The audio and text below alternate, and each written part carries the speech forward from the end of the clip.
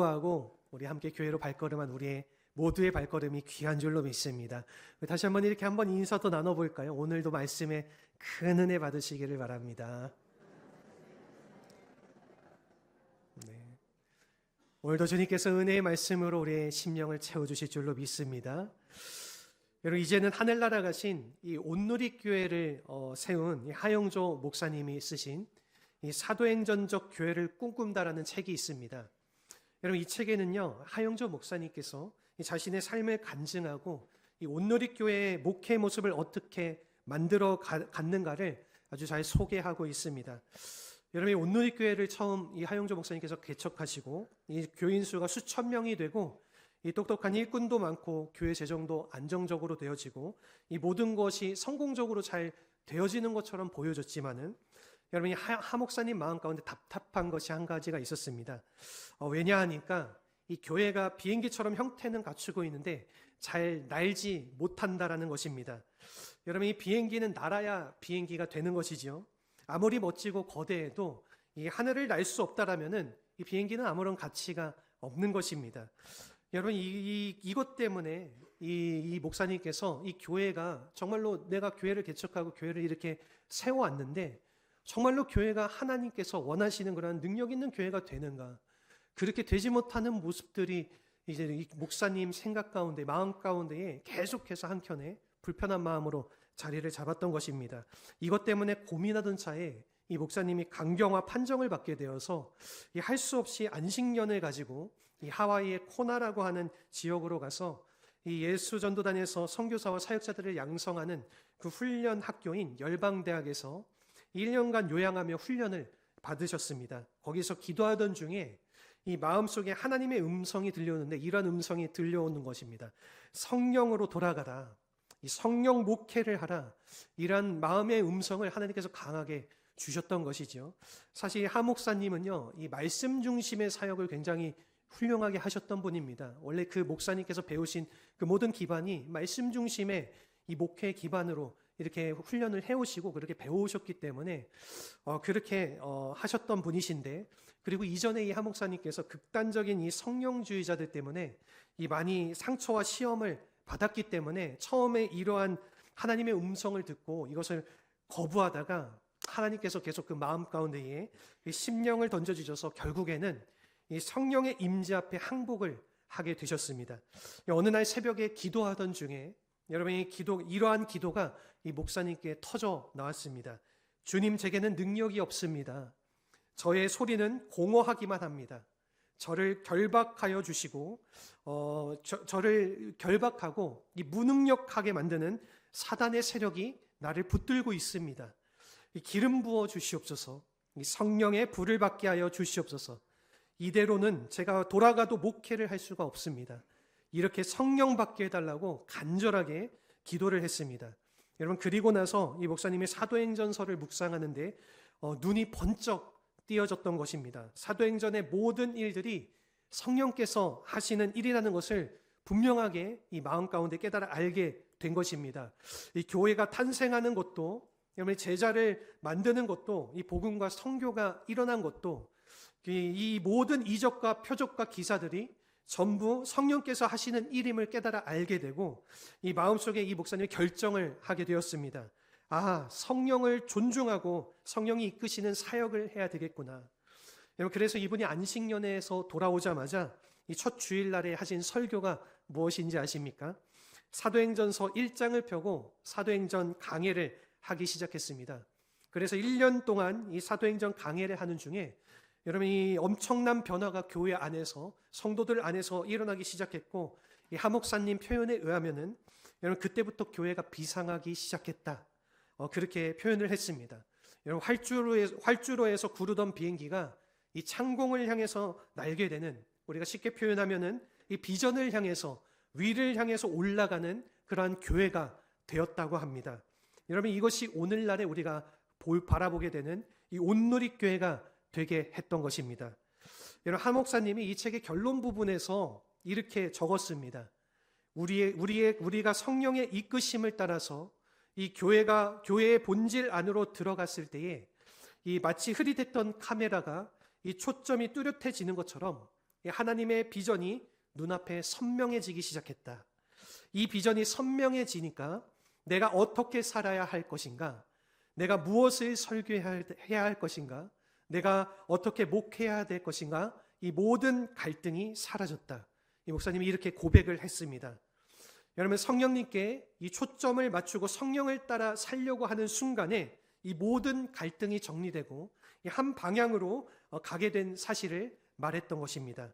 여러분, 쉽게 표현하면은 이 초대 교회로 돌아가서 이 성령 사역을 하자, 이렇게 결론을 내리게 된 것입니다. 저는 개인적으로 여기에 이 현대 교회가 직면한 이 문제에 대한 해답이 있지 않은가, 그렇게 생각이 되어집니다. 여러분, 우리 모두가 잘 알듯이 여러분, 이 한국 교회가 성장을 멈추고 정체된 지가 굉장히 오래되었습니다. 한국 교회 성장 연구소가 정리한 이 교회 통계 자료에 의하면요, 여러분, 이 90년대 초반에 이미 한국 교회가 이 마이너스 성장으로 돌아섰다라고 합니다. 많은 젊은이들이 교회를 떠나갔죠. 여러분, 우리가 대학가를 가보면은 잘 알 수 있습니다. 이 대학에서 복음 사역을 하시는 분들 이야기를 들으면은 예전과 같지 않다.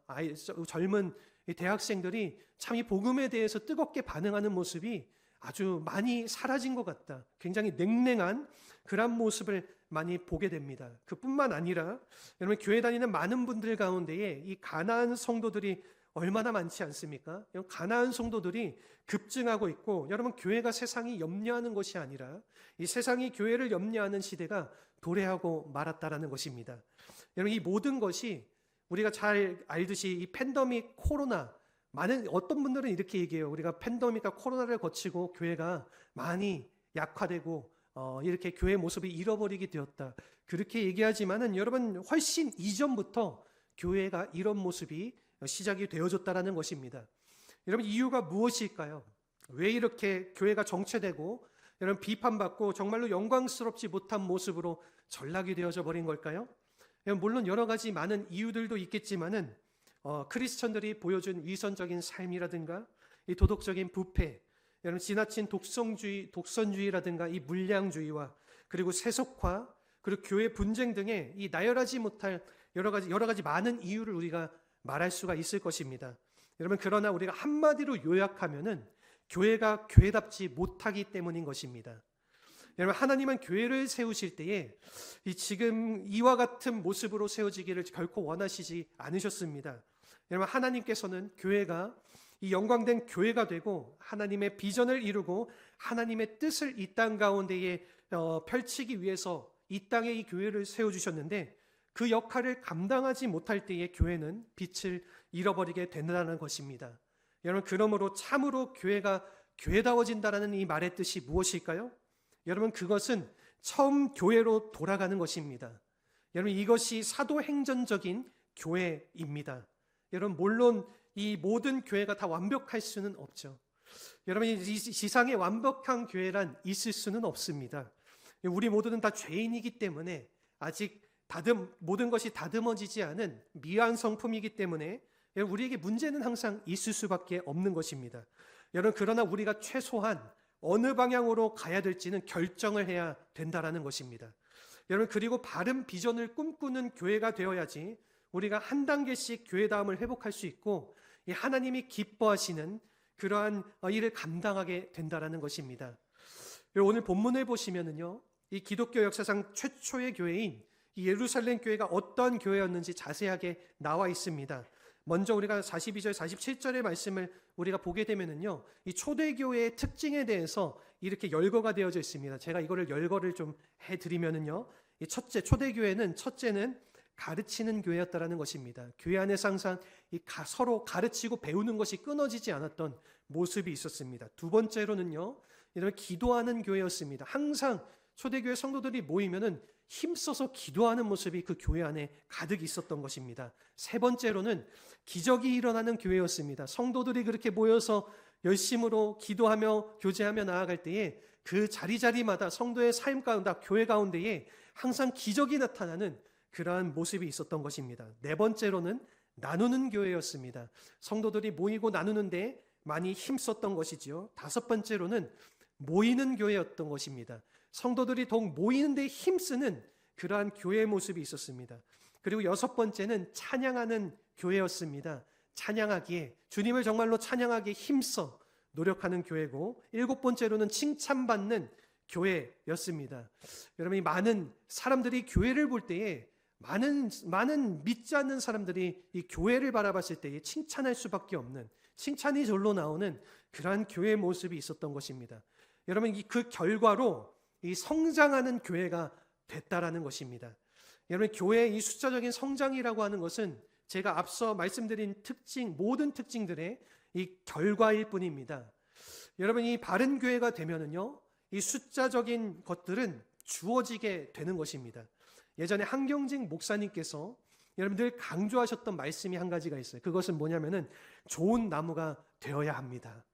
우리가 좋은 나무가 되면은 열매는 자연스럽게 맺혀지게 될 것입니다. 이러한 말씀을 해주셨는데, 이처럼 여러분, 우리가 교회가 좋은 나무가 되어야 될 줄로 믿습니다. 여러분, 하나님이 기뻐하시는 이 좋은 나무가 되면은 하나님께서 이 교회를 통해서 좋은 열매를 맺게 하신다라는 것입니다. 여러분, 그러므로 우리가 하나님이 기뻐하시는 좋은 교회가 되어서 여러분, 이 좋은 열매를 맺으려면은 무엇이 필요할 것일까요?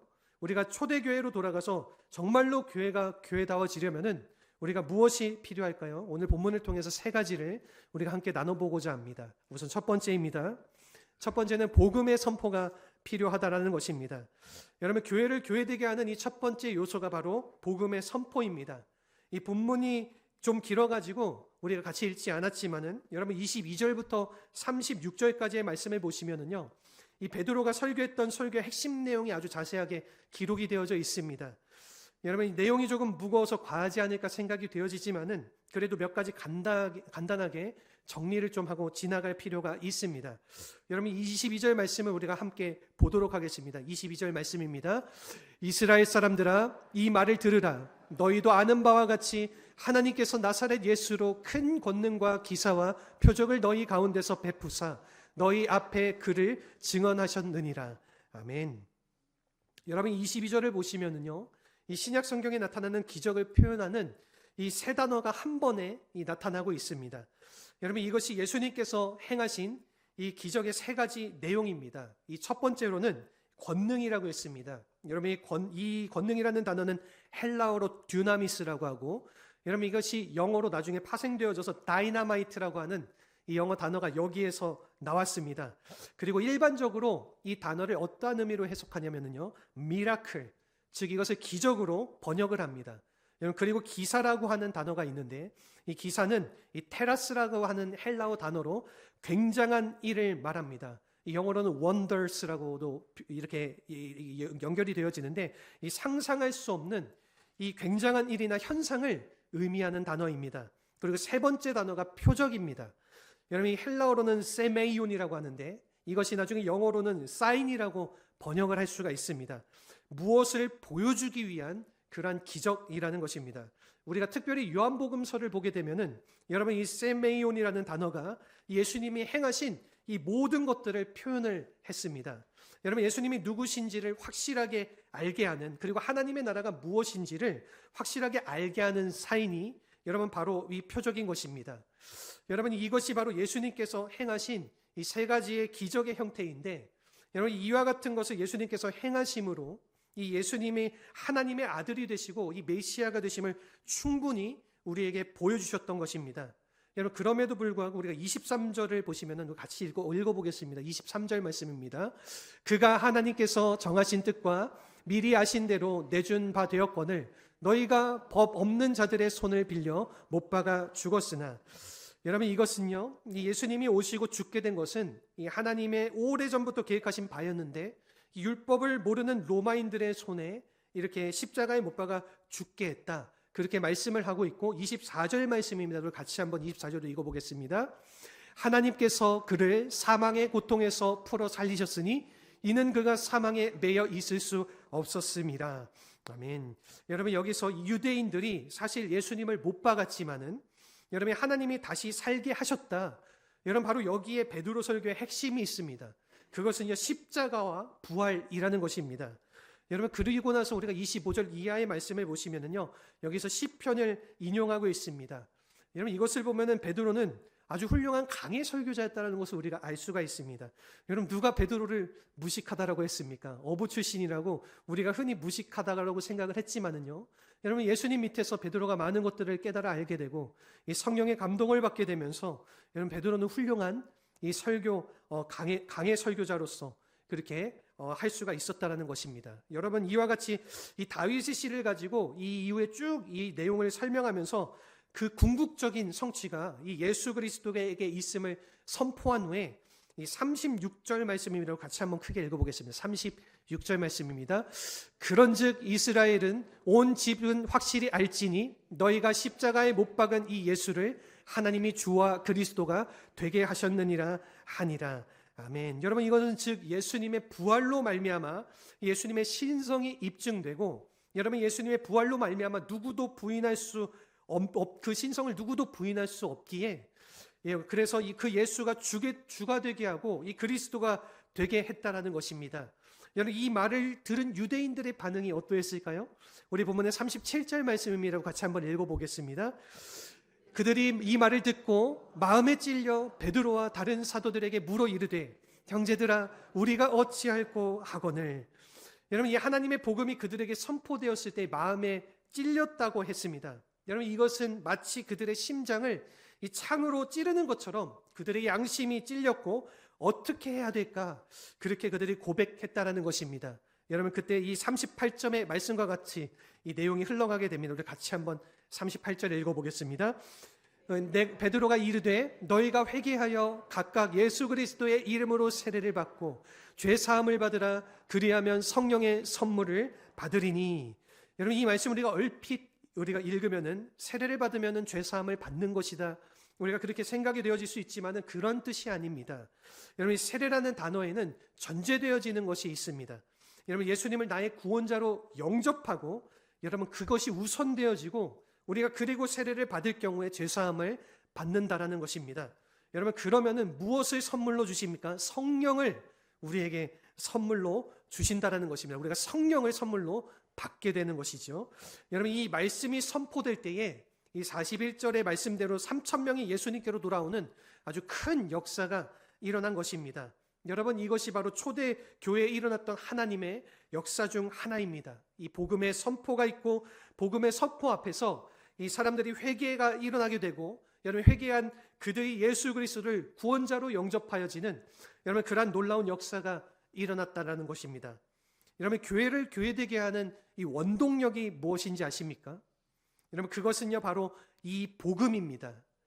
여러분이 아무리 외형이 크고 많은 사람들이 모여도, 아무리 큰 프로그램이 이 교회를 움직이고 이 화려하게 우리가 예배를 드린다고 해도 이 복음이 없다라고 하면은 그것은 결국 건강한 교회라고 불려질 수가 없다라는 것입니다.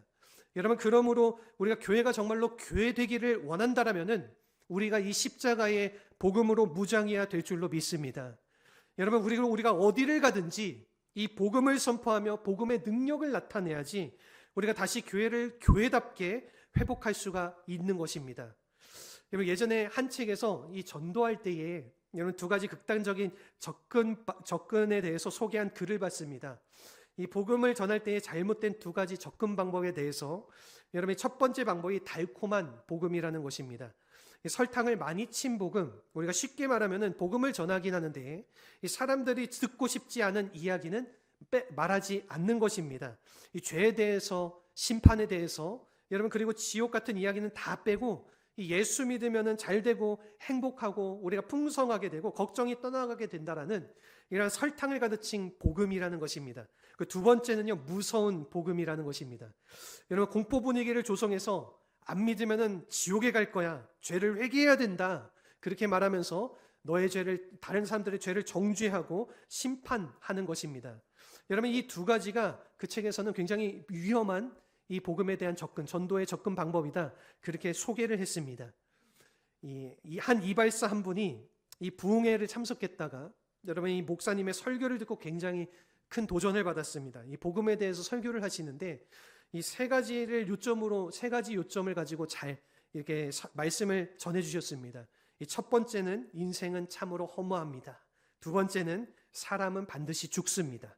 이 세 번째로는 당신은 죽을 준비가 되셨습니까? 여러분 이렇게 이런 말을 듣고 굉장히 듣고 보니까 논리적이고 체계적으로 이 목사님이 잘 말씀을 전해주신다 생각이 되어져서 나도 그렇게 사람들을 전도해야겠다. 이발사본이 그렇게 생각하고 다음날 아침에 이발소 문을 열고 이렇게 손님이 오셨는데 이 손님을 자리에 앉히고 이발사본이 면도칼을 갈기 시작했습니다.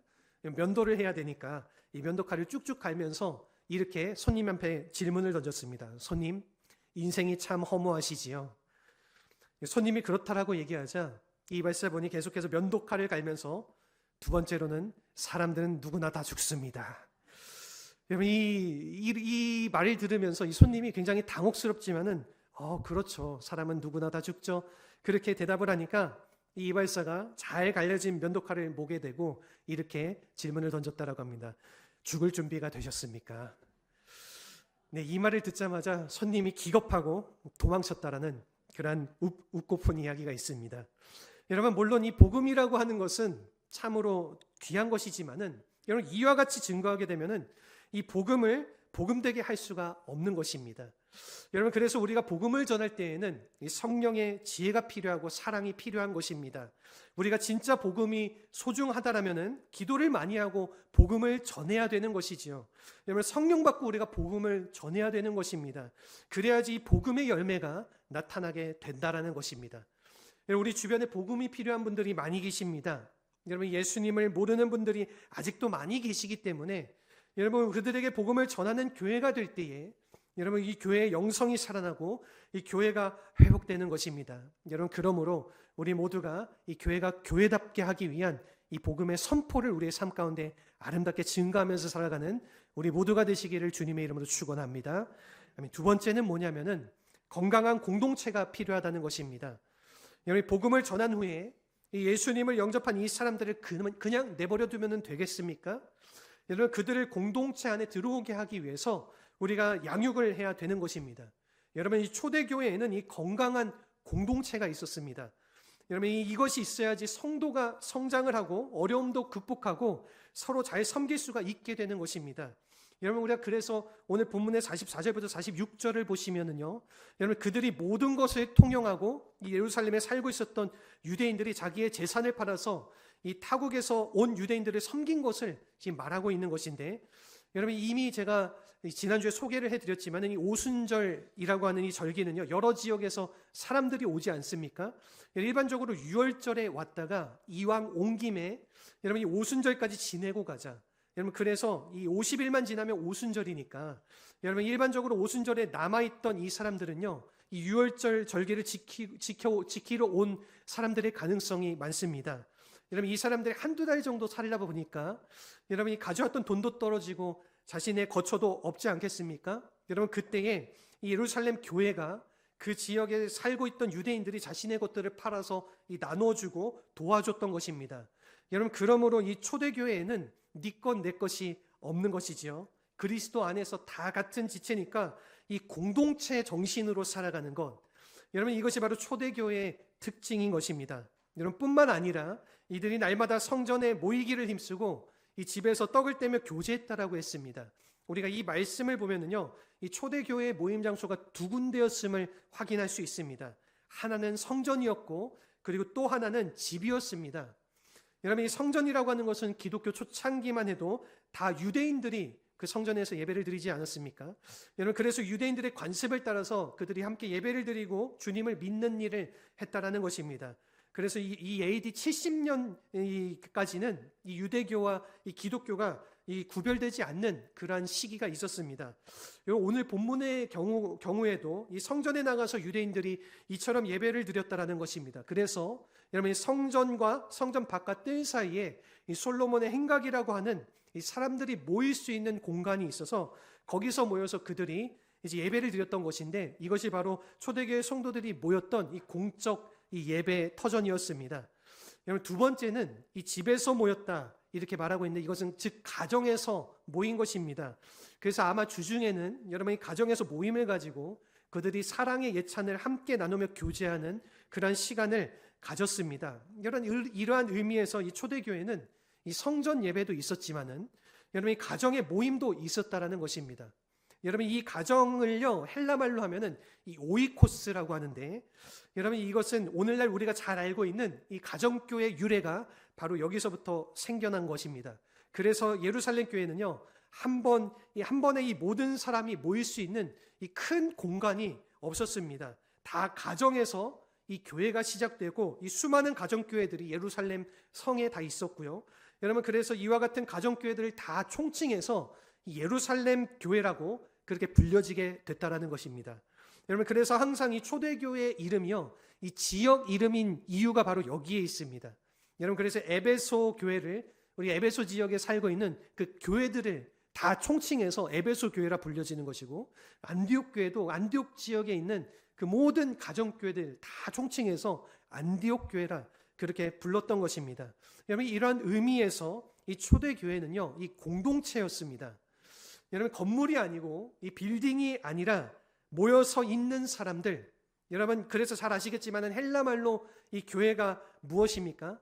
에클레시아라고 부르지 않습니까? 여러분 이것은 불러낸 사람들이라는 뜻입니다. 하나님의 교회가 건강해지려면은 여러분 이 공동체가 건강해야 되는 것입니다. 여러분 그래야지 연약한 자들이 세움을 받게 되고 이 낙심한 자들이 힘을 얻게 되고, 여러분 심지어 혼자의 힘으로 풀 수 없는 문제가 찾아왔을 때에도 이 함께 기도하고 섬김으로써 우리 모두가 다 함께 귀하게 세워져 간다라는 것입니다. 우리 교회에도 이번에 새로 시작한 이 목장 모임이 있지 않습니까? 우리가 여기에 다 같이 참여하게 되면은 여러분 우리가 서로 섬기게 되고 사랑하게 되고, 그리고 이것이 바로 교회를 든든하게 세워가는 아주 중요한 비결이 되는 것입니다. 여러분 그러므로 우리 모든 성도님들께서 이 목장 모임 가운데 꼭 다들 잘 참여하셔서 우리가 교회 안에 이 아름답고 선한 이 공동체를 함께 이루어 가실 수 있는 그런 은혜가 있기를 주님의 이름으로 축원합니다.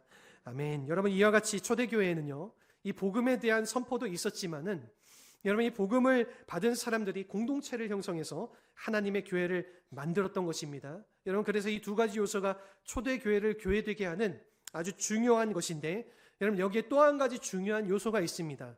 여러분 이 모든 것을 이끌어갈 아주 중요한 힘이 필요한 것이지요. 여러분 그것이 바로 성령 하나님이신 것입니다. 그래서 이 세 번째로는 여러분 성령의 이끄심이 우리에게 필요하다는 것입니다. 여러분 이 사도행전 설교를 통해서 제가 계속해서 반복드리는 말씀이 한 가지가 있는데, 그것이 뭐냐면은 우리가 성령을 받아야 되고 이 성령의 임재하심이 우리에게 있어야지 여러분 살아난다고 그렇게 여러분들에게 함께 말씀을 나눴습니다. 여러분 교회가 교회다워지려면은 여러분 성령이 이끄는 대로 우리가 움직여야 되는 것입니다. 여러분 개인도 교회도 다 마찬가지로 이 성령의 이끄심으로 움직일 수 있어야 되는 것이죠. 여러분 이 릭 오렌 목사님이 쓰신 목적이 이끄는 삶이라는 책이 있습니다. 그 책을 보게 되면 여기서 이렇게 말을 합니다. 이 모든 사람의 인생은 이 무엇인가에 이끌리고 있다. 어떤 사람들은 죄에 이끌려 사는 사람들이 있습니다. 여러분 이런 사람들의 열매는 무엇일까요? 항상 파멸과 상처뿐일 것입니다. 여러분 어떤 사람들은 분노에 이끌려서 사는 사람들이 있습니다. 여러분 이런 사람들이 남긴 열매는 쓴뿌리밖에 없겠죠. 여러분 어떤 사람들은 공포와 염려에 이끌려서 사는 사람들, 또 어떤 사람들은 돈에 이끌려서 사는 사람들이 있습니다. 이성을 잃어버리고 그리고 인간성을 잃어버리고 이 욕망에 이끌려서 사는 사람들, 인정 중독에 빠져서 사는 사람들도 있습니다. 일반적으로 연예인들이 자살하는 이유가 바로 이 인기가 떨어지는 것에 대한 두려움, 인정받지 못한다라고 하는 그러한 두려움 때문에 많이들 자살한다라고 합니다. 여러분 이와 같이 오늘 세상 사람들은 이 여러 가지 일들에 이끌려서 살아가고 있는데, 우리는 무엇에 이끌려서 살아가게 될 때에 우리의 삶이 건강하고 힘있게 될 수 있을까요? 여러분 그것은요 성령에 이끌려서 살아가게 될 때에 그것이 가능하다라는 것입니다. 여러분 성령에 이끌리게 되면은 우리 안에 있는 모든 두려움이 떠나가게 됩니다. 내 안에 자리 잡고 있는 분노와 상처를 이기고 우리가 기뻐할 수 있게 된다라는 것입니다. 하나님의 교회가 성령에 이끌리게 되면은 여러분 그때 부흥이 일어나기 시작하고 이 예배가 예배다워지기 시작하게 되는 것입니다. 여러분 그래서 우리가 43절 말씀을 보게 되면 이렇게 말씀합니다. 같이 한번 우리 큰 목소리로 읽어보겠습니다. 사람마다 두려워하는데 사도들로 말미암아 기사와 표적이 많이 나타나니. 아멘. 여러분 사도들로 말미암아 기사 표적이 많이 나타난다 이렇게 말하고 있습니다. 이 초대교회에 귀신이 떠나가고 안진뱅이가 일어서고 여러분 이 질병이 치료되는 기적이 많이 일어났습니다. 그런데 여러분 이것을 누가 했습니까? 사도들이 했을까요? 아닙니다. 여러분 성령님께서 하셨다라는 것입니다. 성령님께서 이끌 때에 일어날 수 있는 현상이라는 것입니다. 47절 말씀을 보면은요, 여러분 하나님을 찬미했다 이렇게 말하고 있습니다. 같이 한번 읽어보겠습니다. 하나님을 찬미하며 또 온 백성에게 친송을 받으니 주께서 구원받는 사람을 날마다 더하게 하시니라. 아멘. 여러분 하나님을 찬미하는 일, 이것이 뭐냐면요, 이 예배가 살아났다라는 것입니다. 그래서 예배가 힘이 없는 예배가 아니라 정말로 힘이 강력한 예배가 정말로 능력이 있는 그러한 예배로 나타나졌다라는 것입니다. 이러한 예배가 되기를 원한다라면은 무엇을 통해서 가능하다라는 겁니까? 성령님께서 이끄실 때에 그것이 가능하여지는 것입니다. 여러분 오늘날 하나님의 교회가 다시 회복되어야 됩니다. 여러분 그래서 다시 세상을 호령하고 이 복음을 위해서 전진하는 그러한 교회가 되어야 합니다. 여러분 그런데 이러한 것은 우리의 힘으로는 될 수가 없습니다. 여러분 그러나 우리가 성령을 받고 이 성령에 이끌려서 이 초대교회로 돌아가게 되면은 여러분 그때 다시 교회가 생기가 살아나게 될 줄로 믿습니다. 여러분 이 다이나마이트와 같은 이 폭발적인 일들이 교회 안에서 나타나여지게 되고 여러분 우리가 모일 때마다 이 찬양이 감동이 되고 감격이 되고 이 도전이 되고 이 수많은 권세들이 교회 안에서 일어나게 되는 것입니다. 여러분 그때의 하루에 마치 3,000명이 예수님께 돌아왔던 것처럼 여러분 오늘 이 시대에도 우리가 성령에 이끌린 교회가 된다라고 하면은 여러분 우리 다시 이 복음의 부흥은 이 교회마다 이 땅마다 일어날 수 있게 되는 것입니다. 그러니 우리 모든 성도님께서 절대로 이것을 위해서 포기하지 마시기를 바랍니다. 아무리 세상이 우리를 위협하고 조롱할지라도 거기에 끌려갈 필요가 전혀 없습니다. 여러분 초대교회로 돌아갈 수 있기를 바랍니다. 여러분이 성령에 사로잡히실 수 있기를 바랍니다. 여러분이 정말로 성령이 이끄는 교회가 되어서 우리 교회 전체가 이 성령에 잠겨진 교회가 되어서 이 성령이 이끄는 대로 사역을 하고 일하고 우리가 그렇게 행하게 된다라고 하면은 여러분 이 마지막 시대에 우리가 다시 한번 복음의 꽃을 피울 수 있게 되고 하나님께서 기뻐하시는 열매를 맺을 수 있게 되는 것입니다. 사랑하는 성도 여러분, 우리에게는 소원이 하나 필요합니다.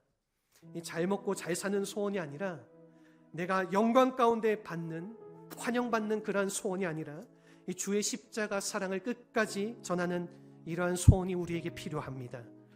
여러분 우리에게는 소원이 필요합니다. 이 성령 안에서 예배하는 소원, 이 자유의 마음으로 사랑할 수 있는 그러한 소원이 우리에게 있어야 합니다. 여러분 우리에게는 소원이 필요합니다. 여러분 이 교회가 이 땅에 희망이 되는 소원, 여러분 이 부흥의 날이 다시 와서 하나님의 영광을 우리가 선포하게 될 때에 여러분 그러한 이 소원이 우리의 마음속에서 다시 회복되어질 때에 하나님의 놀라운 일들이 우리와 교회를 통하여서 나타나질 줄로 믿습니다. 여러분 우리가 이 소원을 마음에 품고 이 주님 오시는 그날까지 교회가 교회되게 하고 여러분 하나님의 복음을 복음되게 하고 여러분 정말로 이 땅에 사람들이 갖지 못한 그런 복음의 비밀과 이 생명력을 온 세상 사람들에게 증거하며 살아가며 그렇게 나누게 될 때에 여러분 하나님이 기뻐하신 놀라운 역사들이 우리의 삶의 자리자리마다 우리의 교회마다 분명하게 나타나질 줄로 믿습니다. 이러한 주님의 놀라운 소원을 가슴에 품고 우리에게 주어진 하나님의 사명을 끝까지 땅끝까지 감당하며 살아가실 수 있는 우리 모든 성도님들이 되시길 우리 모두가 되시기를 주님의 이름으로 축원합니다. 아멘. 우리 함께 이 찬양의 고백으로 우리 시간